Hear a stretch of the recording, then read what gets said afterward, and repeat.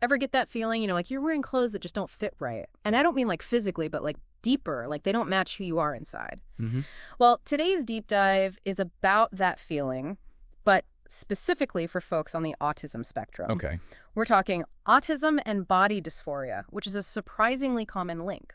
Interesting. So body dysphoria, it's when your gender identity, that feeling deep down of being male, female, or somewhere else on the spectrum just doesn't match up with your physical body. Right. Yeah. And while it's definitely something that trans folks experience, it's not limited to them at all. And that's something we really want to get across today. Absolutely. We're going to unpack all of this with empathy and hopefully walk away with some really solid ways to be supportive. Yeah, that's so important. One thing that really made me go, whoa, in the research was this.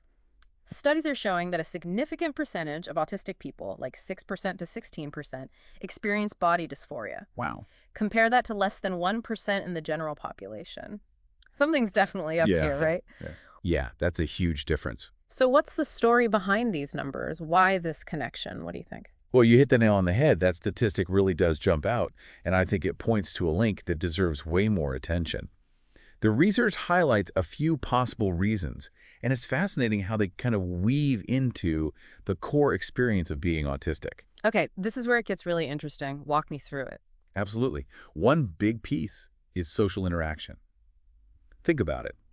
Many autistic people process social cues differently. Right. They might miss those unspoken rules about gender roles, expectations, all that. Right. So in a way, it's like they're hyper-aware of gender because they're not passively absorbing those norms that most of us kind of just do. So it's not just them feeling different, it's that the world around them is sending all these like confusing signals about gender that they're experiencing more directly. Exactly. And on top of that, imagine experiencing the world with heightened senses.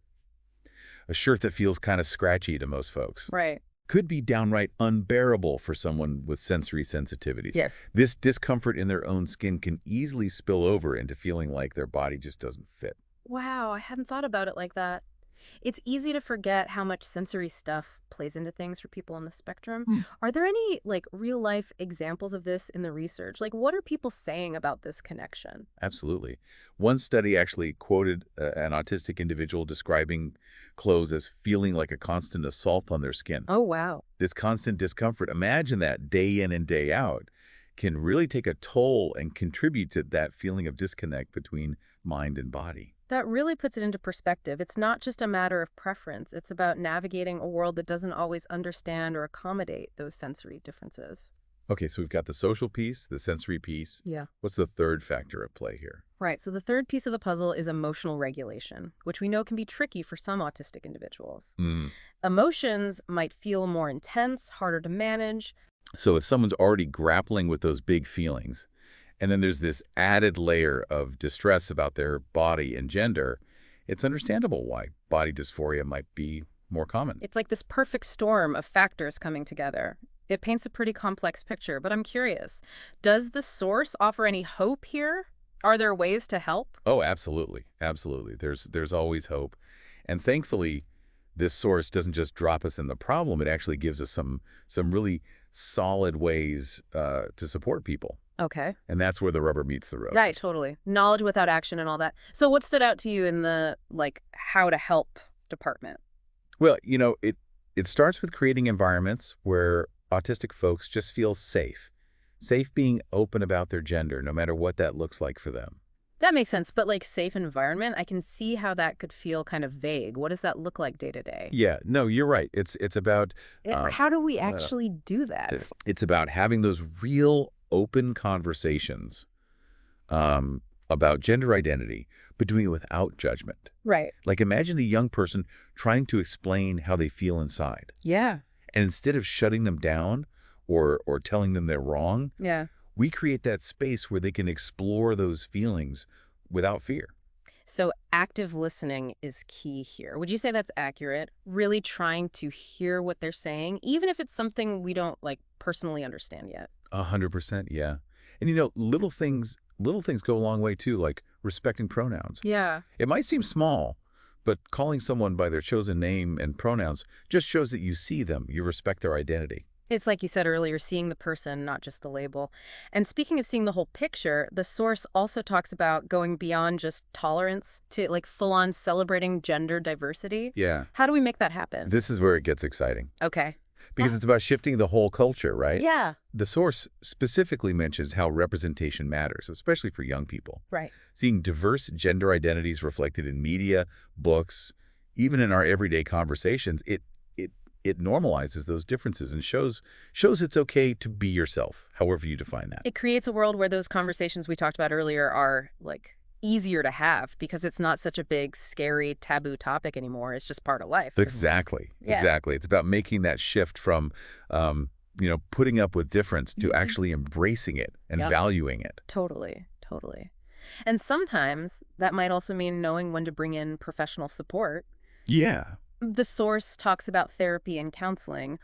What should folks keep in mind if they go down that route? Yeah, it's not enough to just find a therapist who's like great with autism or specializes in gender identity. Right.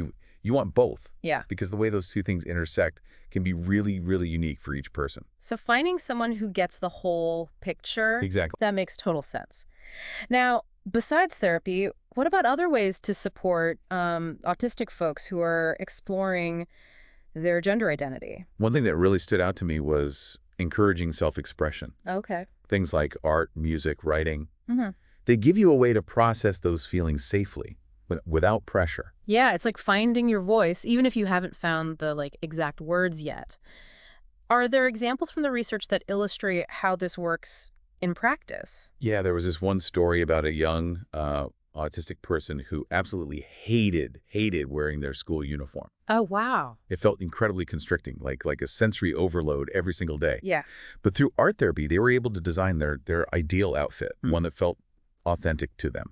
And while it wasn't about literally wearing that specific outfit to school, it allowed them to explore those feelings, to envision themselves in a way that felt comfortable and true to who they were inside. That's powerful, right? Giving them that space to like imagine and create without judgment. It's like, okay, we hear you. And even if we don't have all the answers right now, we're here to support you in like figuring things out. Exactly. It's about creating that space for exploration and growth, Yeah. recognizing that it's a journey, not a destination. Love that. Okay, so much good stuff here. We've talked about the why behind this connection, some practical tips. Any final thoughts as we kind of wrap up this deep dive? Yeah, my biggest takeaway from this whole thing is that this is about so much more than just gender. Mm-hmm. It's about creating a world where everyone, autistic or not, feels comfortable and accepted for who they are inside and out. 100%, yeah. And I think that starts with understanding, with listening to artistic people's experiences and believing them. Totally. So to anyone listening who wants to be an ally, to show up better for the autistic people in their life, where do they even begin? I don't think it's about having all the answers right away. It's about showing up with an open mind and an open heart. Read up on this stuff. There's some really fantastic resources out there. And if you know someone who's autistic, just listen to them. Mm-hmm. Ask how you can support them, respect their pronouns, and just be that safe space for them to be themselves. So well said. This has been eye-opening. I feel like I've learned so much, and I hope our listeners feel that way too. Thank you so much for diving deep with me on this one. Oh, thanks so much for having me. It's been a pleasure. And to everyone listening, thank you for joining us on this journey of understanding. Until next time, keep asking those curious questions and stay open to the incredible diversity of human experience.